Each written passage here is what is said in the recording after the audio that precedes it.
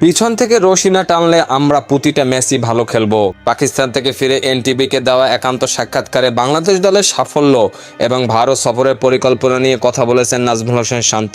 সাফল্যের কৃতিত্ব দিয়ে নাজমুল হোসেন শান্ত বলেছেন, এই সিরিজে কোনো ফোন কল ছিল না। নির্বাচকরা তাদের ভূমিকা পালন করেছিলেন এবং কোচিং স্টাফদের সাহায্য করেছিলেন, যা একটি সুন্দর ভালো জিনিস ছিল।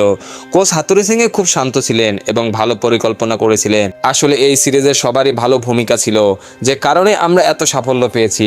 বাংলাদেশ দলের প্রতিটা সিরিজই ফোন কল ব্যাপকভাবে জড়িত।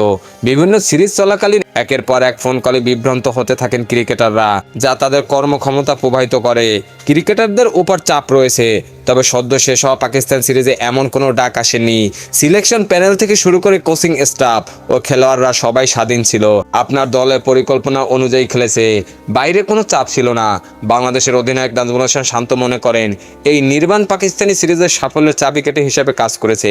ভারতের বিপক্ষে সিরিজের পরিকল্পনা নিয়ে নাজমুল হোসেন শান্ত বলেন, আমরা খুব বেশি চিন্তা না করে আমাদের পরিকল্পনা অনুযায়ী খেলতে চাই। আমরা আমাদের সমস্যা নিয়ে কাজ করতে চাই। যেহেতু আমাদের বিভিন্ন ভেন্যুতে খেলতে হবে, তাই স্বাভাবিকভাবেই আমাদের কন্ডিশনের সঙ্গে মানিয়ে নিতে হবে। আমাদের যে সুযোগ সুবিধা আছে তা দিয়ে আমরা কতটা ভালোভাবে প্রস্তুতি নিতে পারি, তা হলো মূল বিষয়। ভারত সিরিজ খেলতে 15 সেপ্টেম্বরে দেশ ছাড়বে নাজমুল হোসেন শান্তর দল। 2 ম্যাচ সিরিজের প্রথম টেস্ট হবে চেন্নাইয়ে 19 সেপ্টেম্বর। 27 সেপ্টেম্বর কানপুরে শুরু হবে সিরিজের দ্বিতীয় টেস্ট। 3 ম্যাচের টি-20 অনুষ্ঠিত হবে যথাক্রমে 6, 9 ও 12 অক্টোবর। খেলাধুলার সকল আপডেট পেতে আমাদের ইউটিউব চ্যানেলটি সাবস্ক্রাইব এবং ফেসবুক পেজটি ফলো দিয়ে লাইক, কমেন্ট, শেয়ার করে আমাদের সাথে যুক্ত থাকুন। ধন্যবাদ।